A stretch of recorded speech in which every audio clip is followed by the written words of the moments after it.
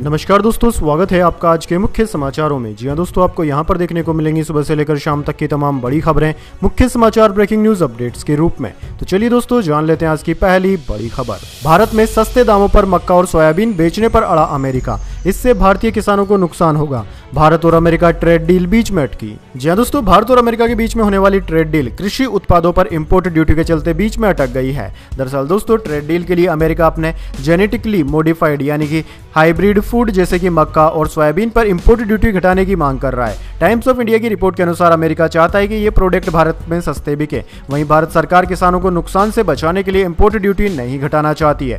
भारतीय अधिकारियों का मानना है कि अगर अमेरिका के सस्ते जीएम फूड भारत में आ जाएंगे तो भारतीय किसानों की फसलें बिकना मुश्किल हो जाएगी। ऐसे में डील पर असमंजस्य बना हुआ है और 9 जुलाई की डेडलाइन से पहले इसका हल निकलना मुश्किल लग रहा है। चलिए दोस्तों, जान लेते हैं अगली खबर। सिर्फ निंदा से नहीं चलेगा काम, कुछ मदद भी करो। अमेरिकी हमले के बाद खोमेनी ने पुतिन को लिखी चिट्ठी।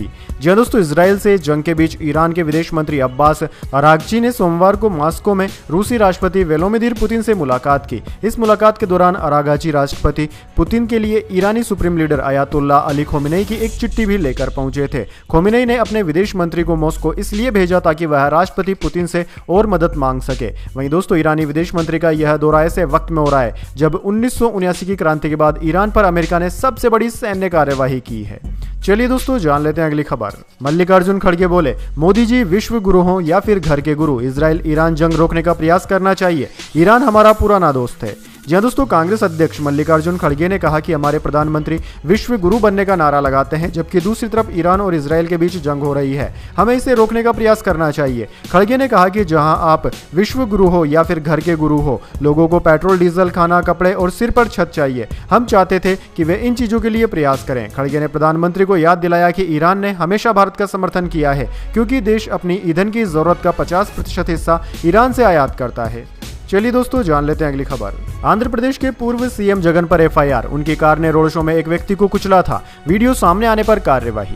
जी हां दोस्तों, आंध्र प्रदेश के पूर्व मुख्यमंत्री जगन मोहन रेड्डी के खिलाफ हिट एंड रन मामले में एफआईआर दर्ज की गई है।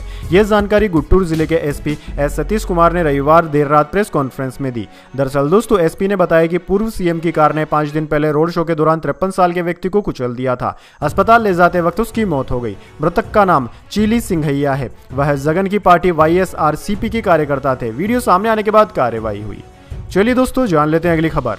नगीना सांसद चंद्रशेखर आजाद की बढ़ेगी मुश्किलें, रोहिणी घावरी पहुंची महिला आयोग की शिकायत। जी हां दोस्तों, उत्तर प्रदेश स्थित नगीना लोकसभा सांसद चंद्रशेखर आजाद के खिलाफ डॉक्टर रोहिणी घावरी ने राष्ट्रीय महिला आयोग में शिकायत दर्ज कराई है। यह जानकारी घावरी ने खुद दी। दोस्तों, आपको बता दें, बीते कुछ वर्षों से घावरी चंद्रशेखर आजाद को लेकर बड़े दावे कर रही है। घावरी ने चंद्रशेखर पर गंभीर आरोप भी लगाए थे, जिसके जवाब में आजाद समाज पार्टी काशीराम के नेता ने कहा था कि वह कोर्ट में अपनी बात रखेंगे।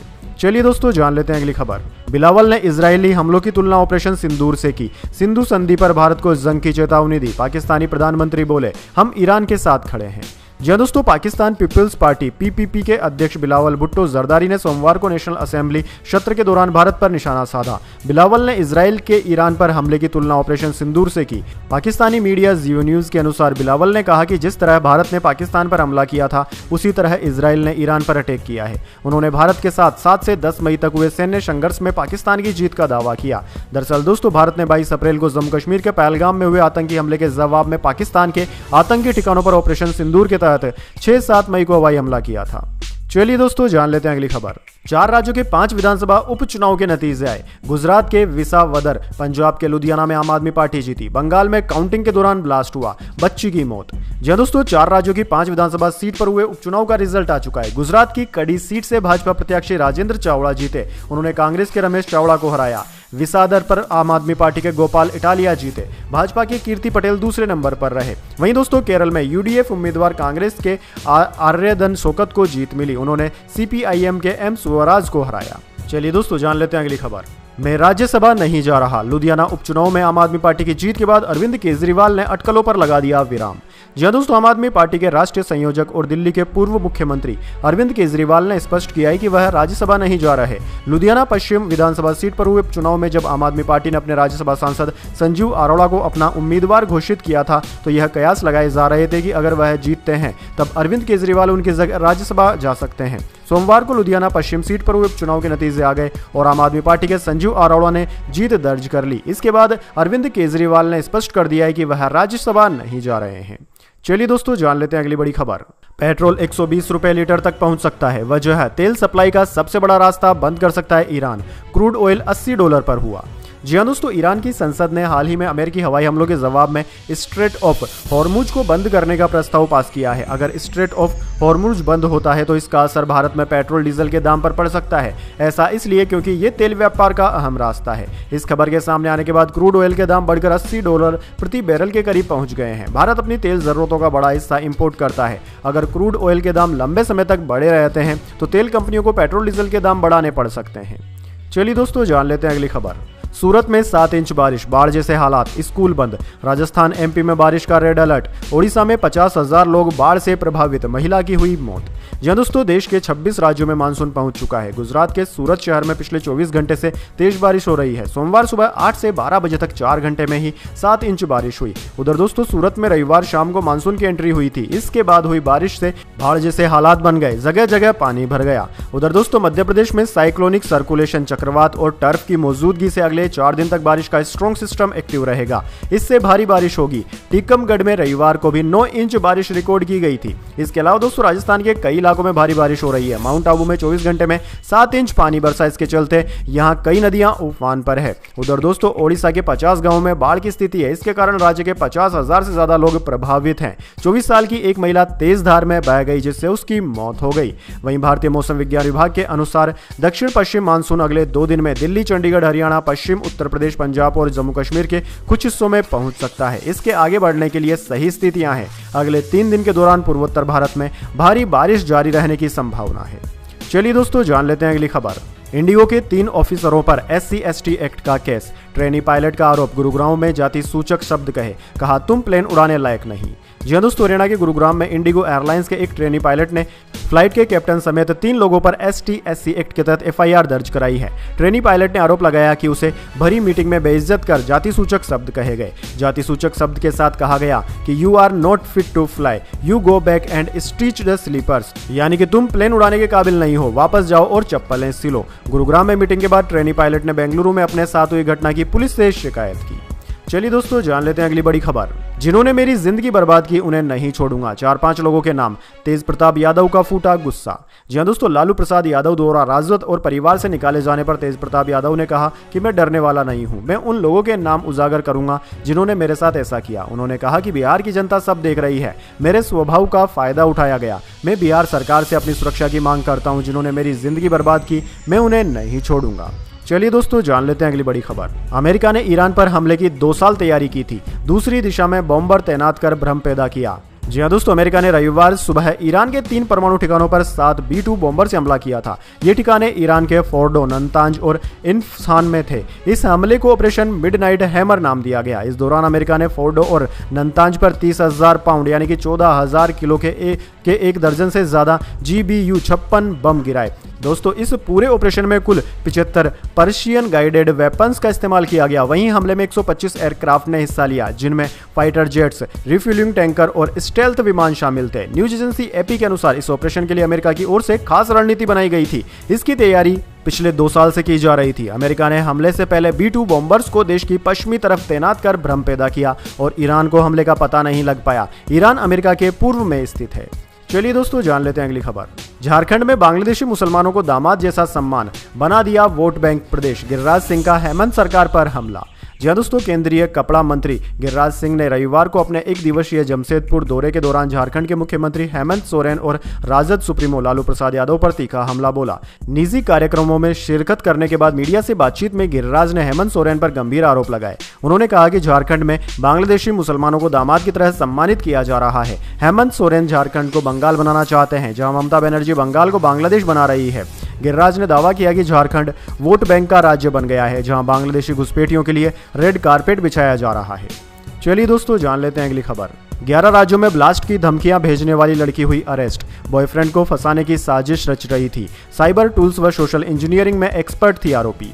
जी दोस्तों, देश भर में कई जगह बम धमाकों की धमकियां देने वाली महिला को चेन्नई से अरेस्ट कर लिया गया है। अहमदाबाद साइबर क्राइम यूनिट ने बताया कि महिला ने अपने प्रेमी को फंसाने के लिए देश के अलग अलग राज्यों में बम धमकी वाले ईमेल भेजे थे। इन मेल में गुजरात के नरेंद्र मोदी स्टेडियम में ब्लास्ट की धमकी भी शामिल थी। चलिए दोस्तों, जान लेते हैं अगली खबर। यूट्यूबर ज्योति मल्होत्रा की न्यायिक हिरासत 14 दिन और बढ़ी, 7 जुलाई को फिर सुनवाई, बेल पहले ही रिजेक्ट, सेशन कोर्ट में याचिका की तैयारी। जी दोस्तों, पाकिस्तान के लिए जासूसी करने के आरोप में गिरफ्तार यूट्यूबर ज्योति मल्होत्रा की आज हिसार कोर्ट में वीडियो कॉन्फ्रेंसिंग के जरिए पेशी हुई। कोर्ट ने सुनवाई के बाद ज्योति को 14 दिन की न्यायिक हिरासत में भेज दिया। अब मामले की अगली सुनवाई 7 जुलाई को होगी। ज्योति को 16 मई को हिसार पुलिस ने उसके घर से गिरफ्तार किया था। गिरफ्तारी के बाद वह 9 दिन तक पुलिस रिमांड पर रही। फिर 23 मई को कोर्ट ने उसे न्यायिक हिरासत में भेजा था। इससे पहले उसकी बेल याचिका निचली अदालत ने खारिज कर दी थी। चलिए दोस्तों, जान लेते हैं अगली बड़ी खबर। गैम्बलर हैं ट्रंप, जंग तुमने शुरू की, खत्म हम करेंगे। इजराइल पर मिसाइल बरसा रहे ईरान ने अमेरिका को दे दी धमकी। जी दोस्तों, ईरान ने सोमवार को कहा कि अमेरिका ने उसके परमाणु ठिकानों पर हमला करके उसकी सेना के टारगेट्स की सूची बढ़ा दी है। वहीं ईरान के खिलाफ इजराइल के सैन्य अभियान में शामिल होने के लिए तेहरान ने अमेरिकी राष्ट्रपति डोनाल्ड ट्रंप को गैम्बलर करार दिया। रविवार सुबह अमेरिकी सेना ने ईरान के परमाणु ठिकानों पर बंकर बस्टर बम गिराए थे, जिसके बाद से ईरान लगातार जवाबी कार्यवाही की धमकी दे रहा है। हालांकि अब तक ईरान ने सिर्फ इजराइल पर ही मिसाइल हमले किए हैं। अमेरिका पर सीधे हमला या फिर हॉर्मुज़ जल डमरू मध्य से गुजरने वाले 20% वैश्विक तेल आपूर्ति को रोकने जैसा कोई कदम नहीं उठाया है। चलिए दोस्तों, जान लेते हैं इसके बाद अगली बड़ी खबर। लेकिन उससे पहले मेरी आपसे एक छोटी सी रिक्वेस्ट है, अगर दोस्तों आपको अभी तक हमारी न्यूज़ पसंद आई है तो इसे एक छोटा सा लाइक जरूर दे दीजिए, और अगर आपको पसंद नहीं आई है तो बेशक आप डिसलाइक भी कर सकते हैं। चलिए दोस्तों, जान लेते हैं अगली खबर। सेंसेक्स 511 अंक गिरकर 81,897 पर बंद हुआ। निफ्टी भी 141 अंक लुढ़का। एनएससी ऑटो आईटी में गिरावट और मीडिया में 4.4% की तेजी रही। जी दोस्तों, हफ्ते के पहले कारोबारी दिन यानी कि 23 जून को सेंसेक्स 511 अंक गिरकर 81,897 के स्तर पर बंद हुआ। वहीं दोस्तों, निफ्टी में भी 141 अंकों की गिरावट रही। ये 24,972 पर पहुंच गया। आज सेंसेक्स के 30 शेयरों में से 9 में तेजी और 21 में गिरावट देखने को मिली, जबकि निफ्टी 50 के 50 शेयरों में से 35 में गिरावट और महज 15 में बढ़ोतरी देखने को मिली। बात करें दोस्तों निफ्टी 50 के टॉप गेनर और टॉप लूजर स्टॉक्स की, तो दोस्तों आज के मार्केट में निफ्टी 50 के टॉप गेनर्स में ट्रेंड, BEL और हिंडाल्को रहे, जबकि टॉप लूजर्स में इन्फोसिस, HCL टेक और L&T रहे। चलिए दोस्तों, जान लेते हैं अगली खबर। सोना 657 रुपए बढ़कर 99,348 पर पहुंचा। चांदी 1,07,000 रुपए प्रति किलोग्राम पर बिक रही। गोल्ड इस साल 1,03,000 तक जा सकता है। जी दोस्तों, सोने और चांदी के दाम में सोमवार को बढ़त रही। Indian Boolean and jeweller association के अनुसार 24 कैरेट सोने का दाम 657 रुपए बढ़कर 99,348 रुपए प्रति 10 ग्राम पर पहुंच गया। इससे पहले सोना 98,691 पर था। वहीं दोस्तों, चांदी की कीमत 288 रुपए बढ़कर 1,07,063 रुपए प्रति किलोग्राम पर पहुंच गई है। इससे पहले यह 1,06,775 रुपए पर थी। चलिए दोस्तों, जान लेते हैं अगली खबर। अमेरिका ने 3 भारतीय कर्मचारियों का H-1B वीजा रद्द किया, अबू धाबी एयरपोर्ट से वापस भेजा। अनुमति से ज्यादा समय के लिए भारत में रुके थे। जी दोस्तों, अबू धाबी एयरपोर्ट पर अमेरिका में H-1B वीजा पर काम करने वाले 3 भारतीयों को यूएस में एंट्री से रोक दिया गया है। साथ ही अमेरिकी अधिकारियों ने उनके H-1B वीजा रद्द भी कर दिए हैं। इन लोगों ने भारत में अनुमति से ज्यादा समय बिताया था। दरअसल दोस्तों, एक कर्मचारी लगभग 3 महीने तक भारत में रहा, जबकि अन्य ने 3 महीने से ज्यादा समय तक ओवर स्टे किया। इन भारतीय नागरिकों के पास ओवर स्टे की जस्टिफाई करने के लिए इमरजेंसी प्रूफ और एम्प्लॉयर्स की ओर से जारी किया गया लेटर भी था, लेकिन फिर भी अधिकारियों ने उन्हें भारत लौटने को कहा। चलिए दोस्तों, जान लेते हैं अगली बड़ी खबर। फोन पे IPO के लिए अगस्त में ड्राफ्ट पेपर्स फाइनल करेगी। इशू से 13,014 करोड़ जुटाने का प्लान। इससे वैल्यूएशन 1.30 लाख करोड़ होने की उम्मीद है। दरअसल दोस्तों, अमेरिकी रिटेल दिग्गज कंपनी वॉलमार्ट की डिजिटल पेमेंट कंपनी फोन पे अपने IPO के लिए अगस्त में सेबी के पास ड्राफ्ट पेपर्स फाइनल कर सकती है। ब्लूमबर्ग की रिपोर्ट के अनुसार फोन पे अपने IPO के जरिए $1.5 बिलियन यानी कि लगभग 13,014 करोड़ रुपए जुटाने की प्लानिंग कर रही है। चलिए दोस्तों, जान लेते हैं अगली खबर। फिल्म रामायण में विभीषण बनने वाले थे जयदीप अहलावत, बोले शेड्यूल मैच नहीं हुआ। रावण का रोल निभा रहे एक्टर की डेट से ज्यादा जरूरी थी। दरअसल दोस्तों, नीतीश तिवारी की फिल्म रामायण इन दिनों चर्चा में बनी हुई है। इसमें रणवीर कपूर भगवान राम और साई पल्लवी माता सीता की भूमिका निभा रहे हैं। वहीं दोस्तों, एक्टर जयदीप अहलावत को विभीषण का किरदार ऑफर हुआ था, लेकिन इस रोल को करने से उन्होंने इनकार कर दिया। जयदीप अहलावत ने हाल ही में द लल्लन टॉप से बातचीत में बताया कि उन्हें नीतीश तिवारी की रामायण में विभीषण का रोल ऑफर हुआ था, लेकिन शूटिंग की तारीखें उनके शेड्यूल से मैच नहीं हुई थी, जिस वजह से उन्होंने फिल्म छोड़ दी। जयदीप ने कहा कि मुझे फिल्म में विभीषण का रोल ऑफर हुआ था। फिल्म की कहानी के हिसाब से मेरे और रावण के किरदार के बीच कई जरूरी सीन थे जिन्हें साथ में शूट करना था, लेकिन मेरे और रावण का किरदार निभा रहे अभिनेता के बीच शूटिंग की तारीखें आपस में मेल नहीं खा रही थी। इसी वजह से मुझे फिल्म छोड़नी पड़ी। चलिए दोस्तों जान लेते हैं अगली बड़ी खबर। ऑपरेशन सिंधु, ईरान से 285 और नागरिक भारत पहुंचे। अब तक 1713 भारतीय स्वदेश लौटे, 160 इजराइल से भी निकले, आज दिल्ली पहुंचेंगे। जी हां दोस्तों, ईरान इजराइल संघर्ष के बीच ऑपरेशन सिंधु के तहत अब तक कुल मिलाकर 1713 भारतीयों को निकाला जा चुका है। मशहद से एक और प्लेन रविवार की रात 11:30 बजे 285 नागरिकों को लेकर दिल्ली पहुंचा था। इससे पहले 21 जून को 600, 20 जून को 407 और 19 जून को 110 भारतीय दिल्ली पहुंचे थे। ईरान से दिल्ली पहुंचे इन यात्रियों ने एयरपोर्ट पर वंदे मातरम और भारत माता की जय के नारे लगाए। कुछ लोग भावुक भी हुए, उनकी आंखों में आंसू आ गए, कुछ ने जमीन पर माथा टेका। चलिए दोस्तों जान लेते हैं अगली बड़ी खबर। बिहार में अब 100 किलोमीटर प्रति घंटे की रफ्तार से दौड़ेगी गाड़ियां। पटना में 6 लेन केबल ब्रिज की मिली सौगात। जी दोस्तों, बिहार में पटना के राघोपुर की दूरी अब मात्र 5 मिनट की रह गई है। चाहे मानसून हो या बाढ़, राजधानी पटना से राघोपुर की कनेक्टिविटी अब हर मौसम में बनी रहेगी। मुख्यमंत्री नीतीश कुमार ने बिहार वासियों को 6 लेन केबल ब्रिज का तोहफा दिया है। यह ब्रिज कच्ची दरगाह बिंदुपुर 6 लेन गंगा पुल परियोजना के अंतर्गत बनाया गया है। चलिए दोस्तों जान लेते हैं अगली खबर। एयर इंडिया की जयपुर दुबई फ्लाइट के कॉकपिट में खराबी, 130 पैसेंजर्स थे, उड़ान रद्द। श्रीनगर जा रही फ्लाइट लैंड किए बिना दिल्ली लौटी। दरअसल दोस्तों, देश की एयरलाइंस की फ्लाइट में तकनीकी खामी आने और फ्लाइट के कैंसिल होने का सिलसिला जारी है। सोमवार को भी एयर इंडिया एक्सप्रेस की 2 फ्लाइट और इंडिगो की 1 फ्लाइट में प्रॉब्लम आई। वहीं रविवार को एयर इंडिया की फ्लाइट से पक्षी टकराने के चलते अगली फ्लाइट कैंसिल कर दी गई थी। दरअसल दोस्तों, सोमवार को एयर इंडिया एक्सप्रेस की जयपुर से दुबई की फ्लाइट में टेक ऑफ से ठीक पहले कॉकपिट में तकनीकी खराबी आ गई। इसके बाद रनवे एरिया से पायलट ने फ्लाइट को फिर से एप्रन में पहुंचा दिया। इसमें 130 पैसेंजर सवार थे। 5 घंटे तक फ्लाइट को ठीक करने की कोशिश की गई, फिर भी सफलता नहीं मिली। इसके बाद दुबई की इस फ्लाइट को रद्द करने का फैसला लिया गया। चलिए दोस्तों जान लेते हैं अगली बड़ी खबर। पृथ्वी शॉ अगले डोमेस्टिक सीजन में मुंबई से नहीं खेलेंगे। मुंबई क्रिकेट एसोसिएशन ने एनओसी मांगा, एमसीए बोला हम जल्द ही फैसला लेंगे। जी दोस्तों, भारतीय बल्लेबाज पृथ्वी शॉ अगले डोमेस्टिक सीजन में मुंबई से नहीं खेलेंगे। 25 साल के शॉ ने मुंबई क्रिकेट एसोसिएशन से नो ऑब्जेक्शन सर्टिफिकेट एनओसी मांगा है। शॉ पिछले कुछ समय से रेड बॉल टीम से बाहर हैं। एमसीए के एक वरिष्ठ अधिकारी ने सोमवार को पीटीआई से पुष्टि की कि शॉ की ओर से एनओसी मांगने वाला एक लेटर मिला है। एमसीए सूत्रों ने बताया कि हाँ, हमें उनका एक लेटर मिला है और इसे मंजूरी के लिए शीर्ष परिषद को भेज दिया गया है। चलिए दोस्तों जान लेते हैं अगली बड़ी खबर। अमेरिका में टेस्ला की रोबोटिक टैक्सी सर्विस हुई शुरू, बिना ड्राइवर चलते दिखी ईवी। एक राइड की कीमत 364 रुपए। मस्क बोले 10 साल की मेहनत का परिणाम। जी दोस्तों, दुनिया के सबसे अमीर कारोबारी एलोन मस्क की कंपनी टेस्ला ने 22 जून को रोबो टैक्सी लॉन्च की है। ये ऐसी ऑटोनोमस टैक्सी है जो बिना किसी ड्राइवर के चलती है। कंपनी ने रोबो टैक्सी की एक राइड की कीमत $4.20 यानी कि करीब 364 रुपए रखी है। रोबो टैक्सी सर्विस अभी केवल ऑस्टिन शहर में मिलेगी। ये फिलहाल कुछ निवेशक और कंटेंट क्रिएटर्स के लिए अवेलेबल है। इसका इस्तेमाल करने वाले कुछ यूजर्स ने एक्स पर इसकी राइड का एक्सपीरियंस भी शेयर किया है। तो दोस्तों, यह थी आज की तमाम बड़ी खबरें। इसके बाद दोस्तों बारी आती है आज के माइंड क्विज क्वेश्चन की। जी हाँ दोस्तों, एक आसान से सवाल का जवाब देकर आप जीत सकते हैं एक सरप्राइज गिफ्ट हमारे यूट्यूब चैनल की ओर से। तो दोस्तों, आज का सवाल आपकी स्क्रीन पर आ चुका है। भारत के किस प्रधानमंत्री का कार्यकाल सबसे लंबा रहा था? जी हाँ दोस्तों, अगर आप जानते हैं भारत के उन प्रधानमंत्री का नाम जिनका कार्यकाल सर्वाधिक था, तो जल्दी से उनका नाम बॉक्स में लिख दीजिए। अगर दोस्तों आपका जवाब होता है एकदम सही और आप चले जाते हैं लकी विजेता के रूप में, तो आपको मिल सकता है एक सरप्राइज गिफ्ट हमारे यूट्यूब चैनल की ओर से। तो दोस्तों जल्दी से अपना उत्तर कमेंट बॉक्स में लिख दीजिए, वीडियो को लाइक कर लीजिए और चैनल को सब्सक्राइब करके बेल आइकन भी दबा लीजिए। धन्यवाद। वंदे मातरम। जय हिंद, जय भारत।